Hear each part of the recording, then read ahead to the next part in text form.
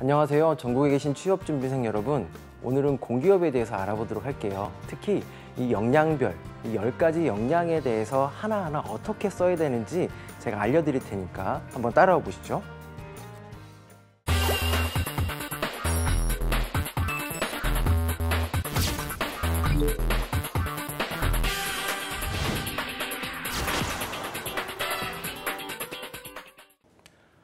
여러분, 이제 공기업의 시즌이 돌아왔습니다. 얼만큼 많이 NCS 문제풀이 열심히 하고 있는 거 저도 알고 있습니다. 근데 그만큼 여러분들에게 당락을 또 결정짓는 게 이 면접에서 이 자기소개서거든요. 왜냐하면 이유는 딱 하나예요. 자, 공기업에서 블라인드 채용을 하게 되면서 여러분들에게 볼 수 있는 스펙들이 점점 사라졌죠. 그러면서 나타난 게 바로 이 역량이라는 건데요. 이 역량을 통해서 뭔가를 본다. 스펙 없이. 그러면 더 뭔가를 깊이 봐야겠죠. 그렇죠? 아무것도 없는 상황에서 뭔가를 깊이 봐야 된다. 기존의 자료들. 자기소개서밖에 없잖아요. 그렇죠? 면접하고 자기소개서. 이 두 가지가 여러분들이 공기업의 최종 관문을 당락을 결정하는 그런 단계거든요. 자, 요거 어떻게 써야 되는지 제가 앞으로 3편을 통해서 말씀드릴 텐데요. 첫 번째는 여러분들이 그 이력사항이죠. 교육사항이라든지 경력사항을 어떻게 써야 되는지, 그리고 또 한 가지 제일 중요한 거 있잖아요. 바로 직업기초 역량과 그 역량에 해당하는 어떤 내용을 써야 되는지 정말 이게 골치 아프거든요. 이력사항, 경력사항, 그다음에 교육사항 넣는 기본적인 사항과 두 번째는 이 역량별 자기소개서에서 어떤 내용을 써서 어떤 역량에서 무엇을 추출해내야 되는지 그 내용 전체적으로 한번 알아보도록 하겠습니다. 자, 그 첫 번째 시간은 여러분들에게 이게 공기업에서의 자기소개서에 대한 어떤 평가 과정을 좀 살짝 말씀을 드릴 거고요. 두 번째는 이 역량에 대한 이해가 가장 중요합니다. 실제적으로 여러분들이 NCS를 문제를 풀거나 공기업에 관심이 있어서 그런 얘기를 들었다고 하더라도 도대체 이 역량이라는 단어 자체가 뭔지를 모르겠어요. 어디서 기원을 했고 도대체 어떻게 평가를 하는지 그 방법만 알 수 있다면 여러분들도 준비할 수가 있겠죠. 자, 그 준비 방법도 한번 알려드릴게요. 자, 일반적인 공기업과 사기업에 대해서는 채점 방식에는 한 가지 공통점이 있습니다. 어떤 거냐면 바로 자, 5점, 4점 혹은 2점, 1점, A, B, C, D. 그 다음에 우수, 매우 우수, 우수, 그 다음에 미흡, 매우 미흡. 중간이 없다라는 얘기죠. 일반적으로 자기소개서를 평가하는 데에서는 한 5년 넘어서 10년 내외 정도의 과장이나 차장급 분들께서 채점을 우선적으로 하게 되거든요. 자, 이분들이 봤을 때 또 한 가지가 혼자 채점하지 않아요. 둘이 같이 채점합니다. 제가 4점을 줬는데 옆에 계신 분이 4점을 줬어요. 그럼 4점이 되겠죠? 근데 애매해요. 3점을 줬어요. 그럼 옆에 계신 분도 3점을 줬어요. 보통이란 얘기죠. 자, 둘 다 보통을 주게 되면 어떻게 해야 돼요? 이게 떨어뜨려야 되는지 붙여야 되는지 애매한 상황이 됩니다. 그렇기 때문에 자기소개서 평가 안에서는 보통 이 중간 단계가 없는 것이 일반적이에요. 이거는 자, 전국에 있는 모든 기업이 똑같다라는 건 아니고요. 이 과정이 중간이 3점, 보통 이런 것들이 없음으로 인해서 당락을 결정할 수 있는 원인 혹은 이유를 찾기 위해서입니다. 그래서 일반적으로 인사 담당자들이 다 읽어본다라고 했을 때는 바로 중요한 내용을 보면서 중간 과정 점수를 얻게끔 하려고 하는 게 일반적인 평가 방법이겠죠. 공기업도 똑같이 적용이 됩니다. 실제 공기업 같은 경우에는 여러분들도 알고 계시다시피 요즘에는 외주를 많이 줘요. 최근 이슈가 어떤 게 있죠? 공기업의 이슈요. 네, 맞습니다. 바로 공정성이에요. 공기업에 대한 비리나 최근 은행권의 비리, 이런 비리, 채용 비리 이런 것 때문에 몸을 사리게 돼요. 그런데 이 몸 사리는 데 있어서 조금 더 공정하다라는 것을 어필할 수 있는 방법이 뭐가 있죠? 하나잖아요. 내가 안 했어. 옆에 있는 다른 분들이 같이 객관적으로 했어 라고 하는 그런 평가 방법들을 가져가는 거죠. 그래서 자기소개서는 외주를 주는 경우들이 더 많아졌습니다. 실제 여러분들이 면접을 가게 돼도요, 이전에는 뭐 2명, 3명 앉아있던 확률보다는 8명 막 이렇게 앉아있는 상황들을 많이 보게 될 겁니다. 말씀드렸죠? 왜요? 외부에서 우리는 초청을 했고 우리끼리만 채점을 한 게 아니기 때문에 우리는 공정하게 했습니다 라는 얘기를 어필할 수 있는 거죠. 자, 그렇기 때문에 요즘에는 공기업에서 외주에서 특별히 초청하는 경우가 많아지고 있다는 거 여러분들 좀 꼭 아셨으면 좋겠고요. 일반적으로 좋은 사람, 그쵸? 뽑을 사람 혹은 얘는 탈락시켜야 된다 라고 했을 때 우리 가장 조금 다음 면접으로 보내야 되는지 혹은 얘를 서류를 통과시켜야 되는지 말아야 되는지 그런 고민들을 많이 하게 됩니다. 자, 그럴 때 자기소개서가 중요한 역할을 하게 돼요. 실제 자기소개서는 점수 비중이 그렇게 높지는 않습니다.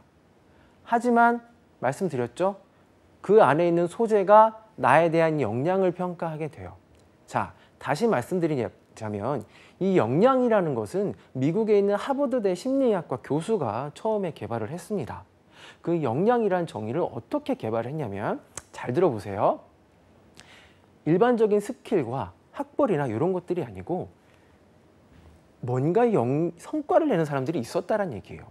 그분들을 50명, 성과를 내는 사람 50명, 성과를 내지 않는 사람, 못한 사람 50명 따로따로 분리해서 경험에 대한 심층적인 면접 기법을 활용을 했습니다. 어떻게 했냐면요. 잘 들어보세요. 자, 당신이 이 성과를 내기 위해서는 어떻게 했죠? 그러면 누구랑 같이 했어요? 그러면 그 과정에서 서로 간에 오갔던 대화들은 어떤 게 있나요? 라는 식으로 해서 면접을 보죠. 면접 평가, 그러니까 질문 평가라고 합니다. 이렇게 질문을 오고 가고 하면서 그 사건에 대해서 잘했던 사건에 대해서 깊이 있게 평가를 해요. 자, 그런데 중요한 건 이 평가 방식이 다시 그대로 와서 면접에서 그대로 적용이 되고요. 또 한 가지 자기소개서에서도 이렇게 평가가 됩니다. 그렇기 때문에 여러분들 이 역량에 대한 기본적인 이해가 중요하고요. 또 한 가지가 그런 면접 평가 방식이 그대로 넘어왔다라는 거. 다시 정리해 드릴게요. 질문을 하는 거예요. 어디서 이걸 했죠? 누구랑 했어요? 그러면 그때 성과를 낼 수 있었던 이유는 또 뭘까요? 누구랑 같이 했어요?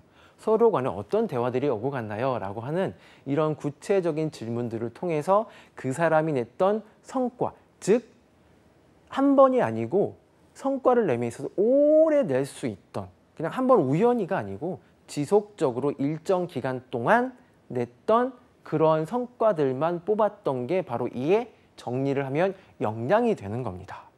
두 가지 특징이 있죠. 그럼 여러분들 여기서 또 한 가지를 뽑을 수가 있어요. 뭐냐면 내가 그동안의 경험 중에 뭔가를 성과를 내고 일정 기간, 하루가 아니고요. 적어도 한 달이라든지 혹은 뭐 1년도 괜찮습니다. 지속적으로 뭔가를 하면서 열심히 하면서 뭔가를 조금이라도 잘했던 경험. 이게 있다면 여러분들의 사례로 하나 또 뽑을 수가 있겠죠. 자, 여기서 또 중요한 게 하나가 또 있습니다. 바로 뭐냐면 자, 사기업에서는 자기소개서 했을 때 이 성과가 임팩트가 있어야 돼요. 잘해야 됩니다. 성과가 높아야 돼요. 높을수록 좋아요. 하지만 공기업 같은 경우에는 이 역량에 대한 있음과 없음을 구분하게 돼요. 있고 없고예요. 이걸 잘하고 못하고가 아니고요. 있는지 없는지를 우선시로 본다는 얘기죠. 실제 공기업의 안에서 서류평가나 면접평가도 이런 식으로 진행이 되고 있고요. 그래서 여러분들이 가지고 있는 사례들 중에서 내가 생각했을 때 이거는 내 옆에 있는 친구들도 쓰고 있고 다 쓸 것 같은 그런 사례라고 한다고 하더라도 이 역량에서 물어보는 거 계속 말씀드릴게요. 역량에는 어떤 것들이 있는지도 말씀드릴 거지만 역량에서 물어보는 것이 무엇인지 정확히 판단한 다음에 있고 없고만 넣으시면 돼요. 자, 왜 제가 이 얘기를 하냐면 자기소개서를 가지고 길게 끌 시간이 없어요. 왜냐하면 여러분들이 보는 이 NCS 시험 또 봐야 되잖아요. 날이 갈수록 어려워집니다.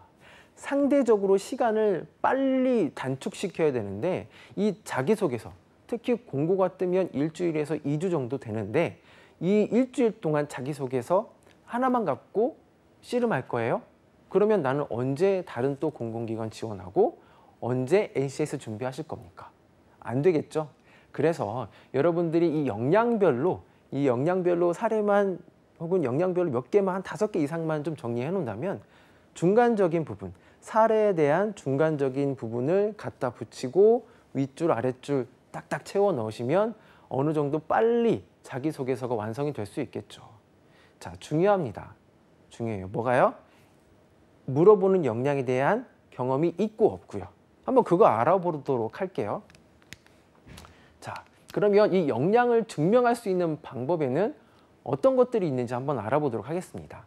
기본적으로 했을 때는 우리가 공기업에는 기술팀이 있고 사무팀이 있어요. 뭐 팀이라기보다는 직무로 봐야죠. 사무행정, 그 다음에 기술. 기술이라고 했을 땐 우리가 에너지 파트라든지 혹은 시설과 관련된 분야의 사람들을 좀 얘기하게 되죠. 자, 그 다음에는 다 뭐예요?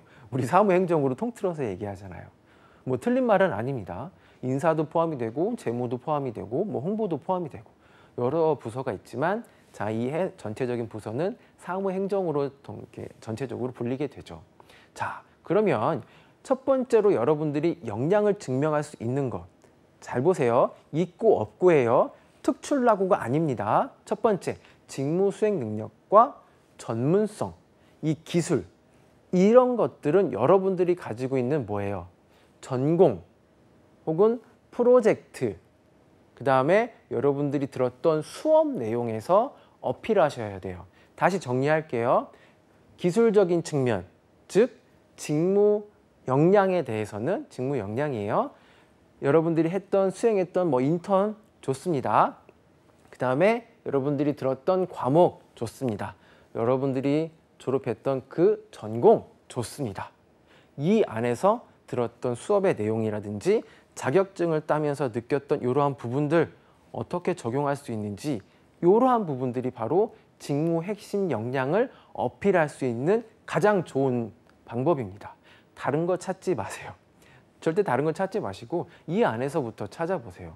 선생님 그러면 저는 사무행정 쪽인데 기술 파트가 아니에요. 저는 기계과도 아니고 전자과도 아니고 응화생도 아닙니다. 그러면 어떻게 해야 되나요? 사무행정 직무예요. 그러면 어떤 수업 있죠? 경영학 원론이라든지 혹은 내가 글쓰기를 했던 수업이라든지 혹은 또 뭐가 있을까요?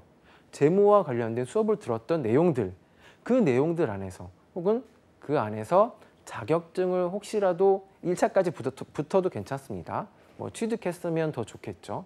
그러한 내용들이 직무와 관련된 직접적인 내용입니다. 자, 선생님 그것만 써도 될까요? 네, 우선은 이것부터 쓰세요. 다시 말씀드립니다. 직무 역량이라는 것은 국가에서 정해놓은 거예요. 그 첫 번째가 공기업에서 대부분 시행이 되고 있고요. 그렇죠. 그러면 위에서 시키면 아래에서는 말을 들어야겠죠. 사기업은 말은 잘 안 듣죠. 하지만 공공기관은 하라는 대로 할 수밖에 없는 구조들이 있습니다. 그렇기 때문에 이 역량 정의가 그만큼 중요하고 거기서 있고 없고를 평가하는 이 객관적인, 최대한 객관적으로 평가하려고 하는 게 이게 바로 근거가 바로 역량이라는 거예요. 자, 그러면 그 직무 핵심 역량에 대해서는 지금 간단히 말씀드렸고, 그런데 또 한 가지가 있어요. 직무별로 혹은 내가 지원하려고 하는 그 파트별로 원하는 이미지들이 있어요. 단적인 사례로 어떤 사례가 있었냐면 정말입니다.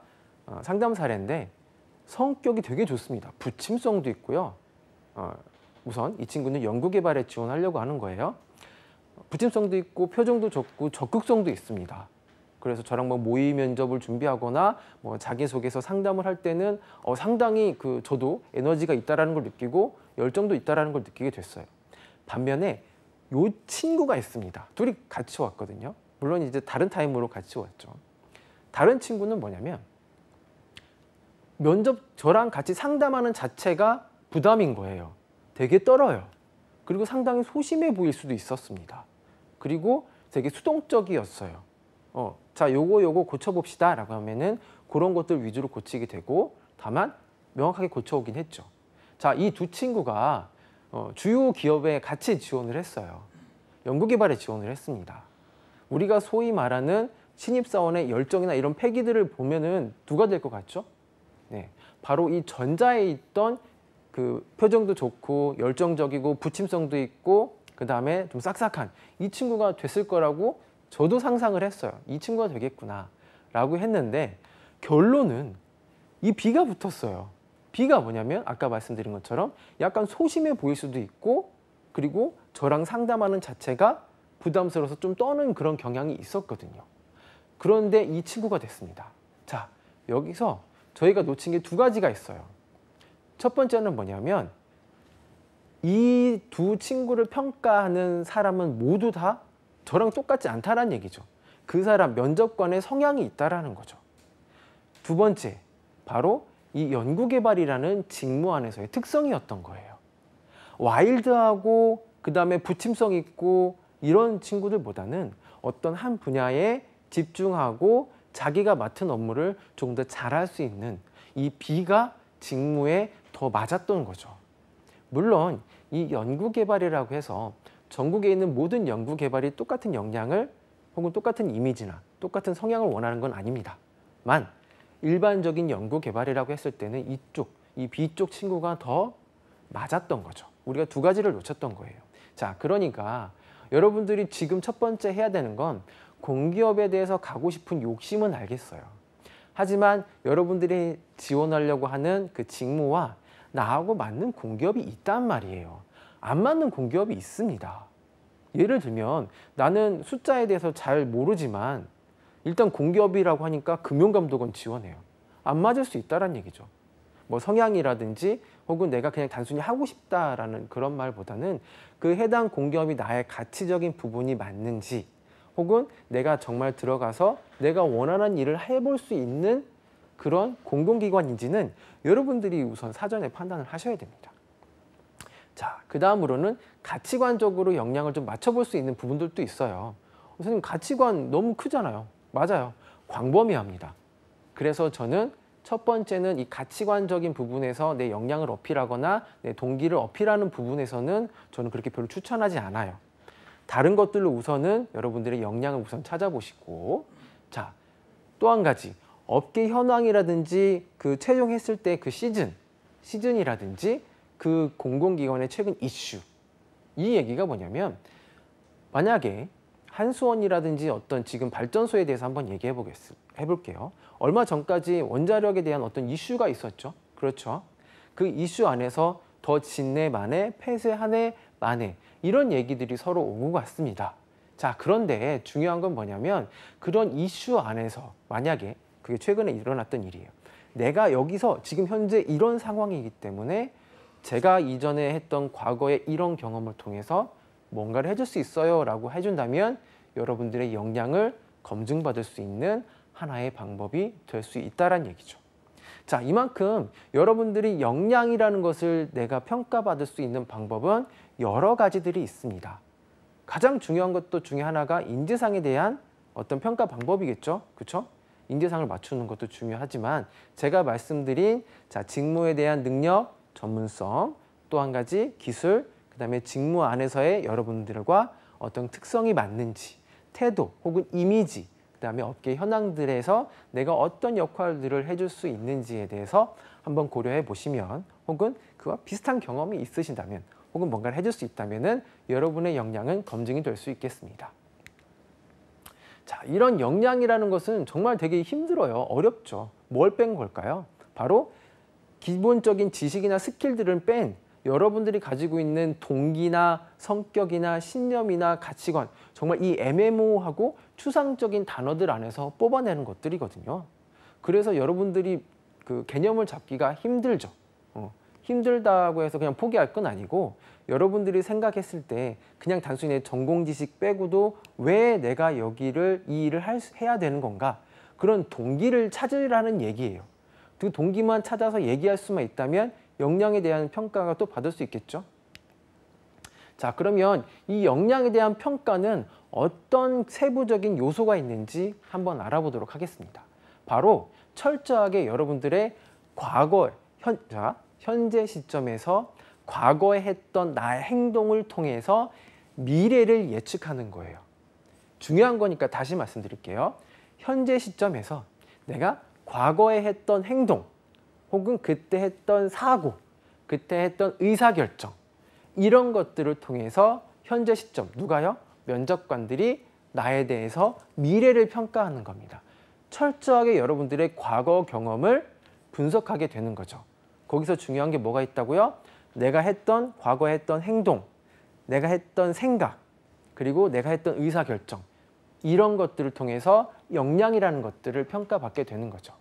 그 과정에서 처음에 말씀드렸던 면접 기법, 언제, 어디서, 누구와 어떻게, 왜, 무엇을 하였나요? 어떻게 했나요? 어떤 대화들이 오고 갔나요? 라고 하는 이런 질문들, 즉 이러한 기법들이죠. CAR, STAR, PAR 이런 기법들이 실은 거기서 나왔거든요. 어디서 툭 튀어나온 게 아니고 이러한 심층 면접, BEI 면접이라고도 하고요. 그 다음에 면접에 대한 기법이라고도 합니다. 그래서 구체적으로 이러한 행동, 사고, 의사결정을 물어봄으로 인해서 여러분들의 역량을 평가받을 수 있겠죠. 자, 그러면 중요한 것 중에 또 하나가 나왔어요. 뭘까요? 단순히 내가 과거의 어떤 행동에 대한 것들만 중요한 게 아니고 내가 거기서 어떤 생각을 했는지도 또 중요하다라는 거죠. 그렇죠. 이거를 통해서 내가 평가를 받게 돼요. 행동 자체가 어떤 성과가 임팩트가 아니고 못했더라도 혹은 실패했더라도 거기서 내가 어떤 생각과 의도를 가지고 했는지에 대한 사고를 평가받게 되는 거고요. 그에 대해서 결정을 했을 때 어떤 방식으로 결정을 했는지, 단순히 직관적으로 했는지 논리적으로 했는지 이러한 것들에 의해서 여러분들의 미래, 즉 나의 잠재력이 평가가 되는 거죠. 이게 역량을 선발하는 기준이 되겠습니다. 자, 또 한 가지 여러분들이 또 빠지지 말아야 되는 게 바로 프레임이에요. 실제 자기소개서를 저희도 평가를 하다 보면은 어떤 경우가 있냐면 소제목 혹은 첫 줄, 두째 줄까지 있다 보면은 아, 얘가 이 밑에는 어떻게 썼겠구나라는 것들을 저희 나름대로 이미 평가를 해버려요. 첫 줄 혹은 두째 줄에서 이미 평가 거의 끝났다고 봐도 되죠. 단적인 예로 이게 뭐죠?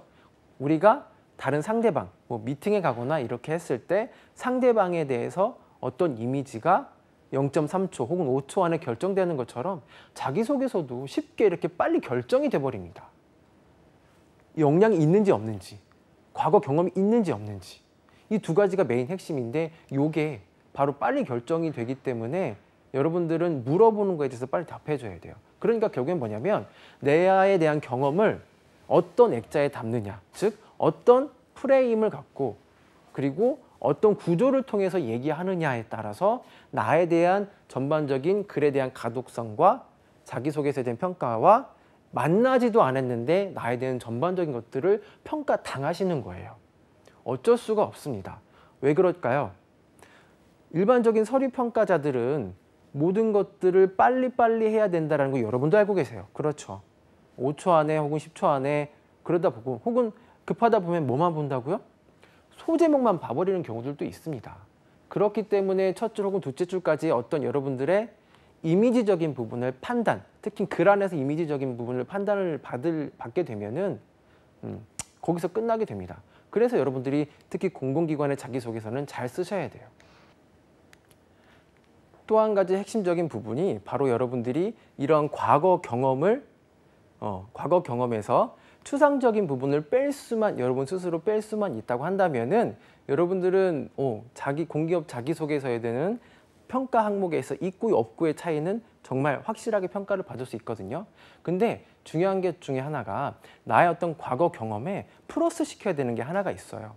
그게 뭐냐면 내가 지원하려고 하는 기관, 공공기관에서의 회사에 대한 기본적인 정보와 그 다음에 직무에 대한 지식을 어느 정도 공부해야 돼요. 근데 이 공부 정도가 단순히 그냥 홈페이지만 뚝 훑어보는 게 아니고 전문적인 지식이 있어야 돼요. 제가 늘 다른 친구들한테도 얘기합니다. 어떤 걸 얘기하냐면 자, 너도 있고 다른 친구들도 있어. 자, 너네 자기소개서 여기까지 썼지? 자, 그러면 너네 둘 중에 누군가가 뽑혀야 돼. 그러면 뭐가 있어야 될까? 이 친구보다 뭔가 하나가 더 있어야 돼. 그게 뭘까요? 확실하게 얘기해 줄 수 있는 것. 다음 편에서도 얘기하겠지만 직무에 대해서 적합성하고 또 한 가지가 조직에 대해서 얼만큼 이해했느냐. 즉 회사에 대해서 우리 공공기관에 대해서 얼만큼 알고 있는지 그 전문적인 정도에 따라서 다를 수 있다. 얼만큼 들어오려고 노력했는지 이게 메인이다 라고 저는 좀 가끔 얘기를 하거든요. 중요합니다. 중요한 것 중에 하나가 단순히 내가 가지고 있는 경험에서 끝날 게 아니고 그 기관, 내가 지원하려고 하는 공공기관 안에서의 구체적인 디테일한 정보들을 여러분들은 꺼내 오셔야 됩니다. 그리고 그 안에서 내가 전문적으로 해줄 수 있는 일에 대해서 어필하되 거기에서 최대한 많이 열심히 혹은 어떻게든 이런 단어들을 추상적인 단어들만 살짝 빼주신다고 한다면 지금 여러분들이 만약에 썼던 공공기관 자기소개서 안에서도 충분히 어필할 수 있는 좋은 공공기관 자기소가 될 것 같습니다. 자, 일반적으로 제가 말씀드렸죠. 공공기관 안에서는 자기소개서의 비중이 정말 낮습니다. 이유는 하나예요. 공정하게 평가를 하기 위해서 추상적으로 주관적인 평가가 들어가는 부분들, 글에 대한 부분들은 점수를 낮추고 NCS에 대한 시험 자체를 높여가고 있는 거죠. 그러다 보니까 NCS 시험이 더 어려워질 수밖에 없기도 하고요. 자, 그렇지만 이 5점 혹은 공공기관마다 조금 다릅니다. 5점 혹은 10점까지 배점이 되는 이 자기소개서가 여러분들의 당락을 결정짓는 이 역량을 꺼내오는 질문 안에서의 면접, 그 면접 안에서의 질문 어디서 꺼내온다고요? 자기소개서 안에서 꺼내온다고요.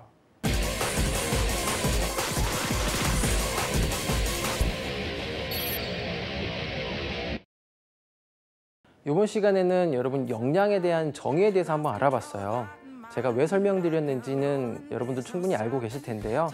역량을 통해서 추출하는 방법을 알려드렸고요. 그게 자기소개서와 면접에 그대로 해당이 되기 때문에 어떻게 해야 된다라는 것들을 제가 좀 설명을 드렸습니다. 더욱더 중요한 건 이 각각에 대한 역량에 대한 용어와 정의를 통해서 무엇을 어필할 건지가 중요한데요.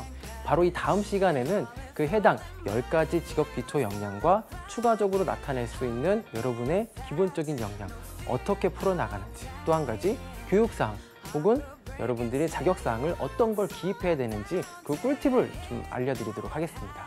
이번 시간 고생하셨고요. 다음 시간에 다시 뵙도록 하겠습니다. 수고하셨습니다.